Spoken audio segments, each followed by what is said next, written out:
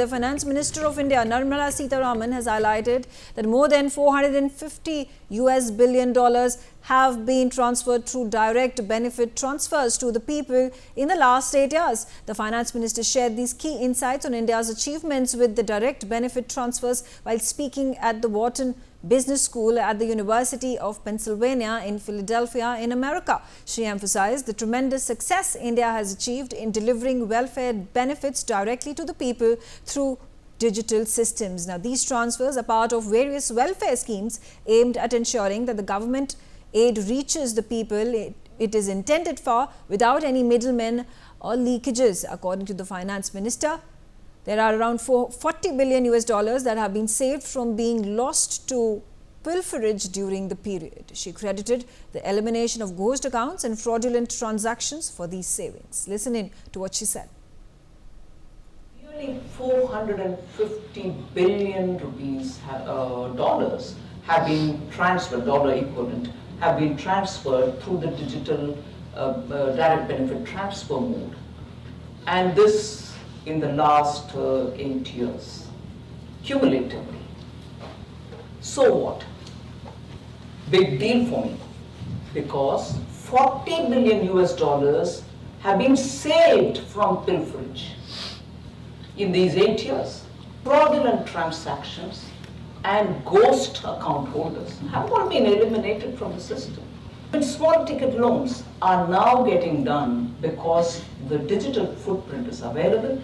For the small transactions that he does, he still gets rated, and therefore, through the account aggregator, who's a pass-through that we've created, a digital pass-through, on his explicit giving permission, his data is shared through the account aggregator to the banks. And the banks lend them money at discounted, sometimes subsidized, sometimes simple rate of. Right, that's the massive achievement that the government of India under Prime Minister Nirmala Modi has achieved in the last 8 years, ever since direct benefit transfers were introduced in our country. Joining me on the telecast is Dr. Sharath Kohli.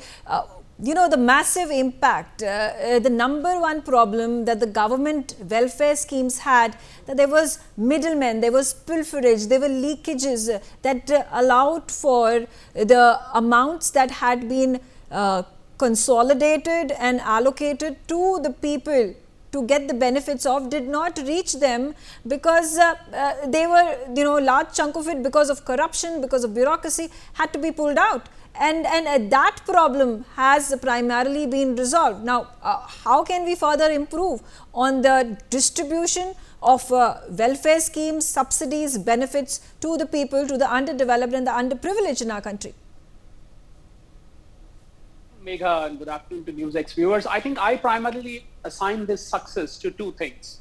One, of course, is the fintech, and the second is Jam Trinity, the Jan Dhan Aadhaar mobile. I think these three things coming together, the UID happening and the Jan Dhan bank accounts, where more than 50 crore people have been benefited by these accounts. And there was a time when, there were people who were saying that, what do you do with these accounts? They've got no money to put in there. I think the government had a vision. They knew what these accounts meant. It was not just financial inclusion. It was also the DBT, which was on the mind of the government. And then, the frauds were common. As you said, the money never used to reach the person whom it was intended to. They were middlemen, they were distributing agencies, they were distributing channels where I remember a statement by late Mr. Rajiv Gandhi that we send 100 rupees and only 15 rupees reaches people. Right. So 85 rupees pilfered. So I think we've come a long way from there, thanks to fintech. And above all, the second thing which I hold responsible for this, in a nicer way, is the intent of the government. See, the intent of the government is to make sure that this precious money reaches the beneficiaries. Where there is a will, there is a way. So the government found a way. This could have been done earlier also, but probably the intent was missing. I'm sorry, I don't mean to give any political statement, but what I mean is the intent. If the intent is clear, if the intent is good, the innovation has to happen. And ever since Jam Trinity has come, Megha, at press of a button, for example, PM Samman, where farmers get 2,000 rupees every 4 months. Yeah. You press the button and crores of farmers, around 10 crore of them or maybe more, they get the funds all at one go. and thanks to smartphones. And let me tell you, it's not just smartphones, because a lot of farmers in the villages are carrying analog phones. So even on analog phone, the technology has been accommodated, adjusted, so that people get a message that yes, this money has hit your account. The moment money lands in the bank account, your banking relationship manager would know later, but you know before that. I think it's the magic of fintech combined with the good intent of the government maker. Right, absolutely. And we speaking about the number of schemes, the yojanas that have been launched by the government of India, and how the direct benefit transfers are the tools by which these schemes are then implemented and the funds are provided. And number one, of course, Jan Dhan Yojana, we talk about Mudra loans, we speak about Fasal Bima Yojana, National Food Security Mission, there is the Kisan Sinchai Yojana, PM Kisan that you mentioned about, Swachh Bharat Mission Gramin, Atal Pension Yojana, there is the National Ayush Mission. Do you think other countries can take example from India for having been able to so successfully implement this? Well, I think the countries are already taking an example, and in the list of these countries are some of the most developed countries around the world. We saw France taking interest, and India is already, the National Payment Corporation of India, NPCI, which implemented the UPI. I think it is in touch with a dozen countries as of now, ever since G20 happened, and we saw the heads of the state walking onto the street and trying to make a payment of a coconut by way of a UPI.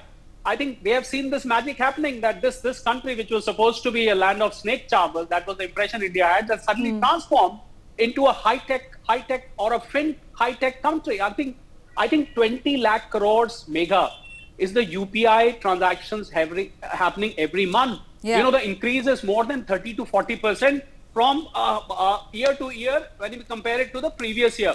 $15 billion is the number of transactions happening every month. I think it's unimaginable. I mean, at the way it is growing, I think you don't need to be a very literate person. I mean, you don't need to be a graduate. You can be going to a school. You could be a class 11 student and making a payment from your mobile. When this came mega, there was a lot of apprehension that who's going to understand UPI? It looks complicated, connecting all the banks together through Google Pay, through Paytm. How are people going to use, and so on and so forth? And suddenly, it has become a cakewalk for everyone. I think that is the magic which has happened. And to add to what you're saying, Megha, apart from all the schemes that you named, my giving example of PM Samman was just one of them. But the magic which has happened and which the finance minister spoke about is lending. Lending was one big complicated process. And, giving loans from the bank, also under the government schemes, they used to take weeks and weeks together. Now, what she spoke about was CIBIL. The CIBIL rating of a person, because when you do digital transactions, you leave footprints. And when you leave footprints, it's so easy to rate you. Are you a good loan service person? Are you a bad person? Yeah. How do you pay your credit cards? That has made things so easy that by press of a button, I can say CIBIL rating of anybody. And I can rate that person, and then giving loan becomes so much easy, not just because of the DBT, but because of the verification process, which used to take 2 to 3 months mega earlier. Right, now it takes a few hours for that matter. Right, absolutely. And India has forever advocated, especially at G20, there have been a number of these global South nations, the BRICS summits, there has been advocacy by way of example that India has followed. It is about the digital payments infrastructure and how World Bank, the International Monetary Fund can learn this about how India has been able to make the nation prosperous, bring people out of poverty line, provide them welfare schemes, and something similar that can happen in the underdeveloped nations in Africa and other parts of the world. Absolutely. That is why for the recent BRICS summit, Megha, when we were talking of BRICS currency, we were exploring the possibilities of a BRICS currency, although it's a very tough road ahead. But where if India is given a role at the top level, at the IMF and World Bank, we have PIOs heading IMFs and World Banks at different positions. But if the kind of domination with US and some of the other countries have on IMF, if that comes to India, you can see this transformation in IMF and World Bank happening sooner than later. Having said that, the BRICS Bank or the BRICS role in taking a place of IMF, playing a quasi-IMF or a World Bank role, if that happens, because there India is one of the founding members of BRICS, you will see this happening there, Megha, that the benefits not just to farmers and the common citizens in India, you will see these benefits happening to countries as well. Some of the South African, African continent countries who badly need these kind of services and benefits, I think they will be able to rope in. Right now, what happens? A team of UN reaches, they go on the ground, they survey the people, they speak to people, they oversee, supervise all the distribution. Imagine if all this is taken care of by way of fintech, it could save so much of manpower and the cost of making these benefits reach people. The cost itself is a deterrent, Megha, in giving these benefits to people. I think with the cost being saved, I mean, the numbers we are speaking of, Megha, right now, you're talking of 40,000 crore plus rupees being saved every year on the DBT because of DBT. Not just, we're not talking of the money.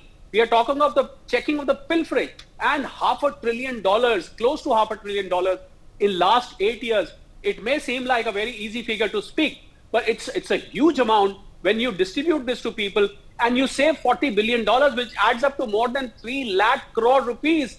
This could be the cost of your major spending in the budget. Right, so that is the magic, and I'm sure it was appropriate for the finance minister to mention this at the Wharton those School. figures and reveal those that piece of information. But Dr. Kohli, there is, of course, certain resistance that has been faced by the government for these individuals, for these communities to adapt to the scheme, to open up their accounts, to receive direct benefit transfers as well, particularly when they are afraid that if they actually reveal their income and there is a digital footprint, they will have to pay the taxes. How can the government overcome these challenges?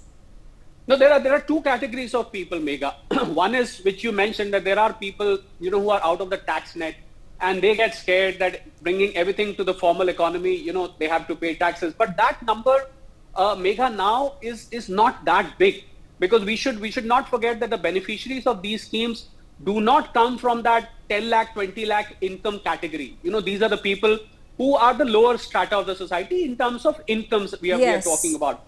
But more resistance came because of the cultural reasons. I remember when Jan Dhan account was being implemented, bankers from the public sector banks went to the houses of these people in the villages, and the lady said, we don't want to set up a bank account, we don't have money to put into the bank account, हमारे पास इतना पैसा ही नहीं है जमा करने के लिए, क्यों हमारा account खोलते हो? That is the kind of statement being made, and they were storing their money, in the small little mandir they had at home, or probably in an earthen pot, or under the mattress. These were the places where money was being stored. And today, if Lakpati Didi, or making women worth 1 lakh, if that is the initiative government is taking, it is only and only because of financial inclusion and Jan Dhan scheme. So I think the magic of financial inclusion and the magic of digital economy is an example for the whole world to see. I can, name at least 50 to 60 countries right now. I'll probably burn away the rest of the time of your show.